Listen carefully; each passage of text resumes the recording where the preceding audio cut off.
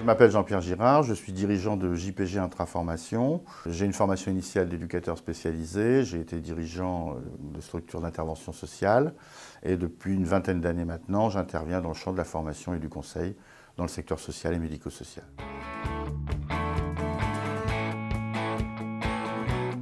Donc, le sujet qui nous préoccupe aujourd'hui, c'est la désinstitutionnalisation dans le champ de la protection de l'enfance. La désinstitutionnalisation est un sujet d'actualité depuis une bonne dizaine d'années qui impacte de façon plus significative le champ du handicap que le champ de la protection de l'enfance. Il est donc nécessaire de définir précisément la notion de désinstitutionnalisation ou du moins la représentation que je pourrais en avoir moi-même, d'autres auteurs pouvant, le cas échéant, en donner d'autres définitions. Donc la désinstitutionnalisation, c'est une critique de l'institution résidentielle considérée comme un lieu de dépersonnalisation, voire d'aliénation des individus à l'organisation collective.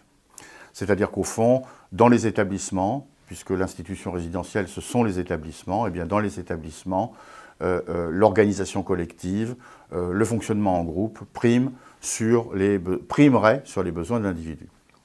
La désinstitutionnalisation, c'est aussi une critique d'un modèle social où les réponses institutionnelles constitueraient une mise à l'écart des individus d'une société qui se voudrait plus inclusive.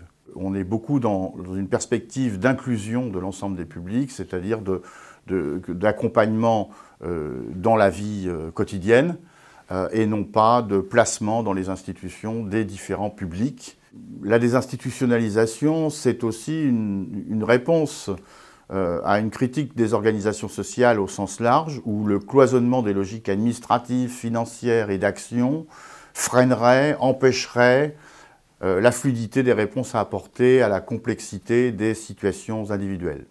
La notion de complexité est aujourd'hui parfaitement reprise par l'ensemble des professionnels de terrain qui évoquent des situations lourdes, complexes, référant à différents champs d'action. Et donc la difficulté, c'est le maillage entre les différents intervenants, chacun ayant sa spécificité. Enfin, il ne faut pas oublier que la désinstitutionnalisation, c'est aussi un modèle politique, au sens noble du terme politique, d'inspiration, de mon point de vue, plutôt libérale, et qui interroge le partage des rôles entre la responsabilité collective, la responsabilité de la société, et la responsabilité individuelle, avec en filigrane la question du droit à l'autodétermination des citoyens et le développement de leur pouvoir d'agir. Donc la désinstitutionnalisation, plutôt perçue par l'ensemble des acteurs aujourd'hui comme la fermeture des établissements, couvre en fait un champ beaucoup plus large qui ne relève pas d'une seule conception des organisations, mais est aussi très empreint d'un ensemble de valeurs qui vient impacter et percuter notre culture traditionnelle, sociale, en France, de l'intervention.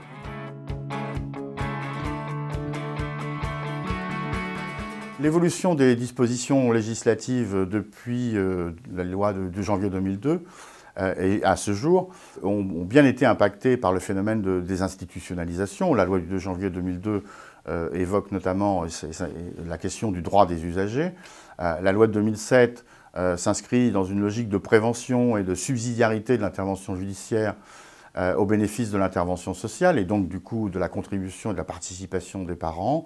La loi de 2016, tout en rappelant l'intérêt supérieur de l'enfant, questionne sur la cohérence des logiques de parcours des jeunes et invite au renforcement notamment des logiques de partenariat. Une partie est également consacrée à l'efficacité attendue du dispositif, visant la résolution des situations à court ou moyen terme ou la recherche d'autres alternatives que la protection de l'enfance dans le cas de situations très difficiles et très enquistées.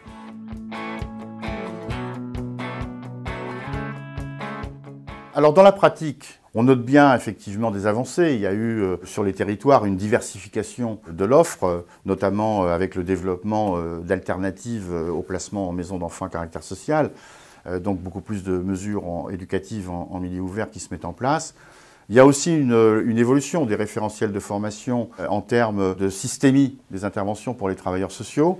Il y a un décloisonnement des logiques d'intervention des MEX, notamment en termes de préparation au retour en famille. Il y a, à titre d'exemple aussi encore, une meilleure garantie d'un accompagnement personnalisé au travers des obligations faites en matière de projets personnalisés ou projets pour l'enfant. Et puis, il y a aussi la généralisation des CPOM qui, en principe, autorise, ou pas d'ailleurs, selon les départements, une mutualisation plus importante des moyens. Enfin, on pourrait évoquer le fait qu'aujourd'hui, la territorialisation du dispositif de protection de l'enfance, telle qu'elle a été prévue par la loi de 2007, elle est effective. Alors, elle n'est pas parfaite, mais elle est effective.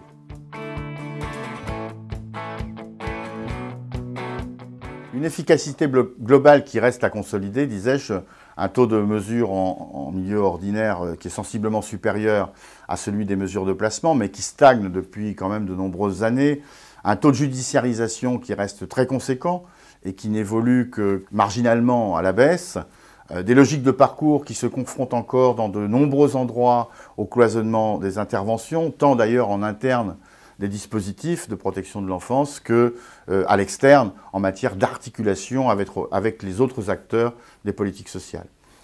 Une hétérogénéité de réponse au niveau des départements, ça c'est un constat que font tous les professionnels et que je fais moi-même dans mes interventions. Et enfin, la question du soutien réel aux parents et aux jeunes dans leur participation effective au projet individuel. Alors, les jeunes aujourd'hui sont largement associés, mais il reste encore des marges de progrès conséquentes à faire au niveau de la place des parents et de la représentation qu'on a de la place des parents.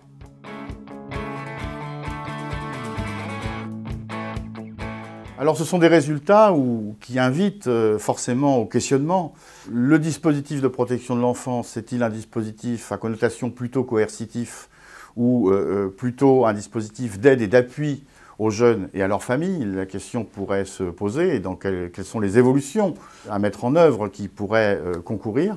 Quelle territorialisation effective du dispositif de protection de l'enfance? Une autre grande question, celle du développement bien sûr du pouvoir d'agir des jeunes et des parents, aussi dans la perspective de leur participation aux instances de gouvernance associative, qui est un point qui a pu être traité au niveau de la communauté européenne et qui ne trouve difficilement écoute, de mon point de vue, sur le territoire national. Et puis, bien sûr, la question du soutien aux parents interroge les dispositifs d'accompagnement à la parentalité. Et il faudrait aussi venir interroger la question des logiques de parcours, des logiques de partenariat qui peuvent se mettre en place, et puis peut-être des logiques de projets qui s'inscriraient plus dans des logiques de dispositifs plutôt que dans des logiques de projets d'établissement ou de services qui invitent sans doute encore beaucoup au cloisonnement. En conclusion, si vous souhaitez en savoir un peu plus et débattre sur ce sujet de la désinstitutionnalisation dans le secteur de la protection de l'enfance, je vous invite aux différentes journées d'actualité organisées par Commundi sur ce sujet.